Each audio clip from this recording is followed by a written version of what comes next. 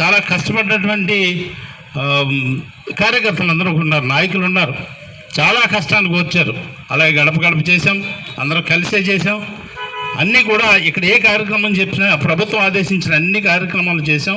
ఒకసారి ఆలోచన చేసి ఏది ఏమైనా ఈ రాజోలు గెలవాలి, జగన్మోహన్ రెడ్డి గారు ముఖ్యమంత్రి అవ్వాలి, అదే ఒక ఆలోచన.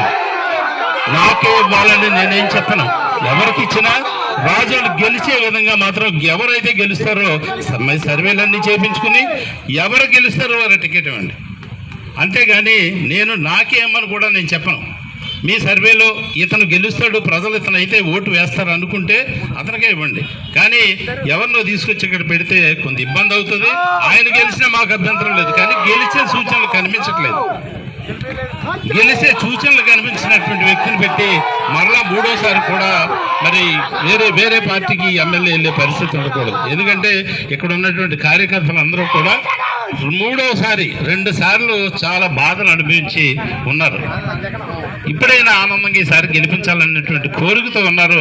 జగన్మోహన్ రెడ్డి గారు ఒకసారి ఆలోచన చేసి ఆయన ఎమ్మెల్యేకి వెళ్ళమన్నారు, ఎంపీకి వెళ్ళమన్నారు. ఎంపీకి వెళ్ళమంటే సంతోషంగా వెళ్తాను, ఎమ్మెల్యేకి వెళ్ళమన్నా సంతోషంగా వెళ్తాను. ఒకవేళ లేదు నువ్వు దేనికి వెళ్ళొద్దన్నా ఆ పార్టీలను కొనసాగుతాను. నేనేమి ఆయన చెప్పినటువంటి ఆదేశాలని పాటిస్తూ ఈ పార్టీలో ఉంటాను, సేవ చేస్తాను. వెళ్ళమంటే దేనికి వెళ్ళమంటే దానికి వెళ్తాను, దేనికి వెళ్ళొద్దు నువ్వు సేవ చేయమంటే కూడా సేవ చేయడానికి సిద్ధంగా ఉన్నాను. ఇద్దరూ కూడా దీని గురించి వేరే ఆలోచన లేదు.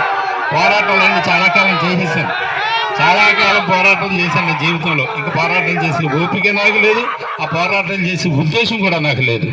ఇక్కడ నుంచి వాళ్ళు ఏదైతే జగన్మోహన్ రెడ్డి గారు ఆదేశిస్తారో ఆ ఆదేశాల మేరకు నడుచుకోవడానికి నేను సిద్ధంగా ఉన్నాను. దానికి జగన్మోహన్ రెడ్డి గారు మాత్రం ఒక్కటి, మీరు ముఖ్యమంత్రి అవ్వాలి, రాజోళ్ళు వైఎస్ఆర్సీపీ